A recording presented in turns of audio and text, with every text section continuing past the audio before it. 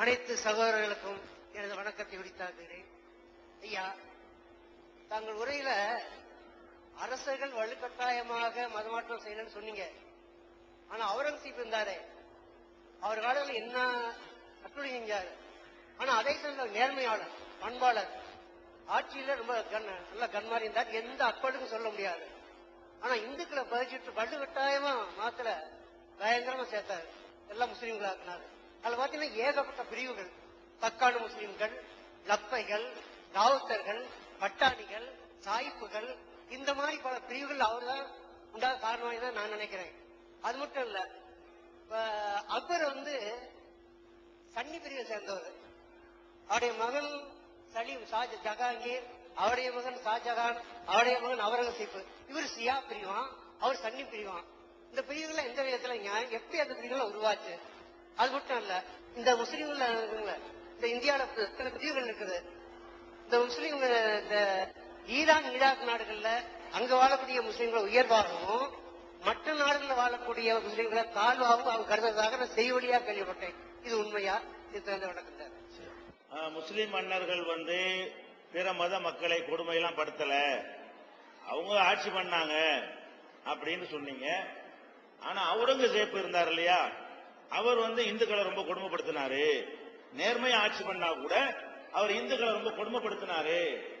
அது ஒரு கட்டாய மதமாற்ற மாதிரி உள்ளதுதானே என்ற ஒரு அர்த்தத்திலையும், இந்த பிரிவுகளை அவர் தான் உண்டாக்குனாரு, மறைக்காரு, லாவுத்தரு, லெப்ப, இந்த மாதிரி பிரிவுகளை எல்லாம் அவர் தான் உண்டாக்குனாருங்கிற மாதிரியும் அவங்க கேட்கிறாங்க.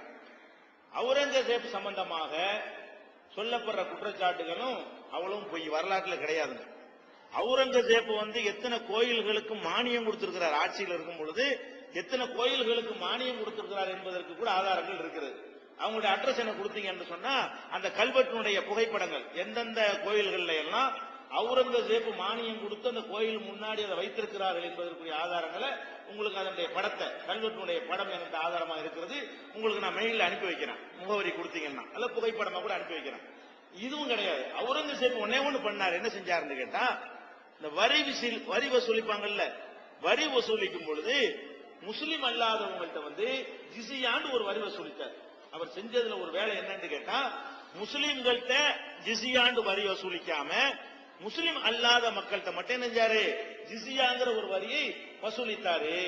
அப்ப முஸ்லிம் அல்லாதவங்களுக்கு வரி போட்டாரு என்பது அவர் மீது உள்ள ஒரு குற்றச்சாட்டு. அது அவர் செஞ்சார்.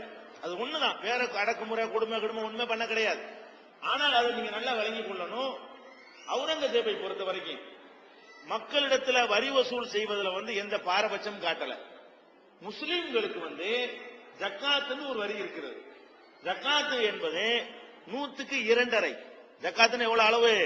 100 ரூபாய் வைத்திருக்கக்கூடியவர்கள் 2.5 ரூபாய் கொடுத்து விட வேண்டும். பெரிய தொகை.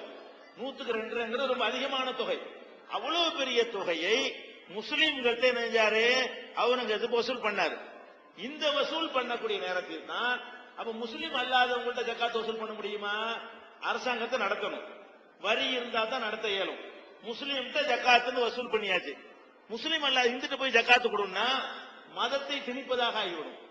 இஸ்லாம் மதத்தில் உள்ள ஒரு சடங்கை, ஒரு வரியை இந்துக்கள் மீதோ கிறிஸ்தவர்கள் மீதோ திணிக்க முடியாது. அவர் என்ன பண்ணல, முஸ்லீம்கள்ட்ட ஜக்காத்துன்னு வாங்கினாரு. முஸ்லீம்கள் 100க்கு 2 அள்ளி அள்ளி கொடுக்கறாங்க. இந்துக்கள்கிட்ட எந்த வரியும் இல்லை. இந்து அல்லாத வேற சமுதாய மக்கள்கிட்ட வரி வாங்கல. அப்ப என்ன பண்றாரு, இவங்களுக்கு மதத்தை திணிச்சதாக வந்துடக்கூடாது என்பதற்காக வேண்டி அவங்களுக்கு ஒரு நிர்ணயிக்கப்பட்ட ஒரு தொகை, முஸ்லிமா இருந்தா அவன் ஜக்காத்து கொடுத்துடணும் கணக்கு பண்ணி, முஸ்லிம் அல்லாதவர்களா இருப்பார்களே ஆனால் தலைக்கு இவ்வளவு கொடுத்துறணும் அப்படின்னு சொல்லி ஒரு வரியை விதிச்சாரு. அது இந்த 2.5% இல்ல, ரொம்ப ரொம்ப குறைவு.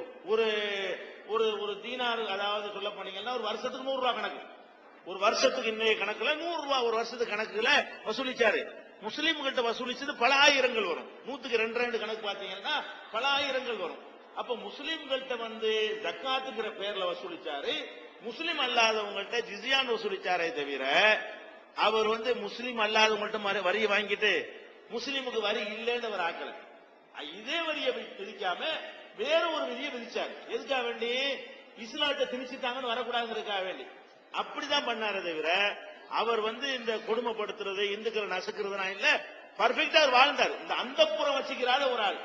முஸ்லீம் மன்னர்கள்ல அந்தப்புறத்துல பொம்பளையில ஜாலியா இருந்தாங்க இல்ல, அந்த வேலை அவர் பண்ணல, அரசாங்கத்துடைய நிதியை அவர் தொடல, அவர் சொந்தமா கைத்தொழில் செஞ்சு நினைஞ்சாரு, தையல் வேலை செஞ்சு அவர் வாழ்ந்து கொண்டாரு, அரசாங்கத்துடைய கஜானாவை தொடல, அந்த மாதிரி வாழ்ந்திருக்கிறாரே தவிர பர்ஃபெக்டா அவர் வாழ்ந்தார் தன் அளவில். அப்ப தன்னளவில் பர்ஃபெக்டா வாழ்றோம் ஒரு சமுதாயத்தை கொடுமைப்படுத்துவானா? அதுவே ஒரு முரண்பாடு. இவ்வளவு கூட அடுத்தவன் காசை தொடக்கூடாது, அடுத்தவன் பொருளை தொடக்கூடாது என்கிற அளவுக்கு ஒருத்தர் அரசாங்க பணத்தை கூட தொடக்கூடாதுன்னு இருக்கக்கூடிய ஒரு ஆளு ஒரு சமுதாயத்தை கொண்டு எப்படிங்க அழிப்பாரு? கரெக்டா தன்னளவில் எல்லா வகையிலும் ஒழுங்கா நடக்கக்கூடிய ஒரு ஆள் கண்டிப்பா அப்படி செஞ்சிருக்க மாட்டாரு. அதுவும் வெள்ளையர்கள் கட்டி விட்டதான், ஜிஸ்யா வசூலித்தது மட்டும் உண்மை, அது மறுக்கவும் இயலாது.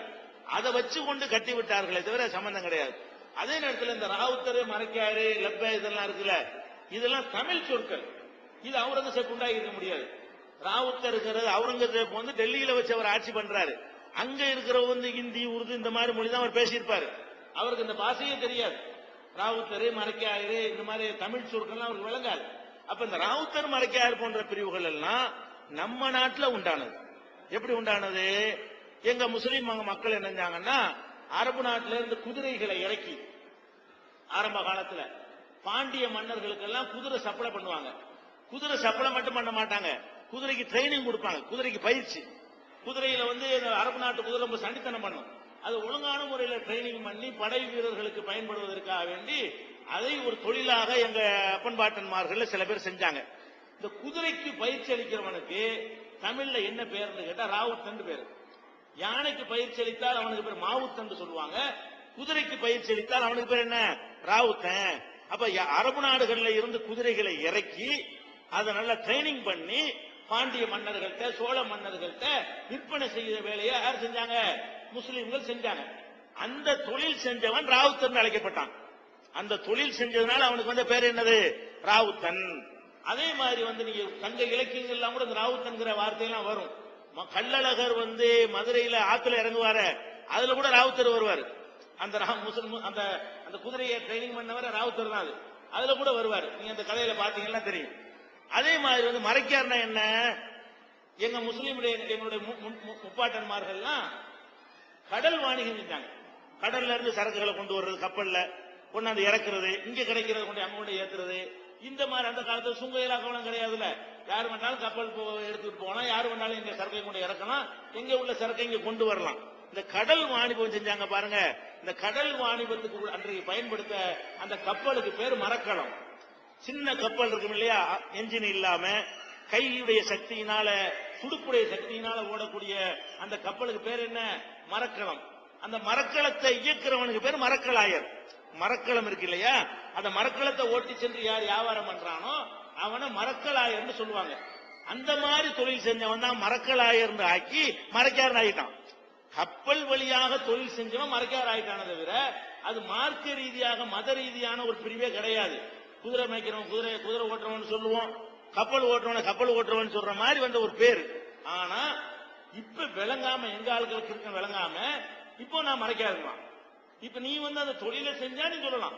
டாக்டர் மோகன் டாக்டர் சொல்ல முடியுமா? டாக்டர் மோகன் டாக்டருக்கு படிச்சாதான் டாக்டர் சொல்லணும். எங்க அப்பா டாக்டர், அதனால நான் டாக்டர் ஒத்துக்கிற முடியுமா? உங்க அப்பா மறக்கலாம் ஓட்டினா நீ ஏண்ட மறைக்கா இருக்கிற உன்னையே நாங்க கேட்கிறோம். இதெல்லாம் சொல்லாத.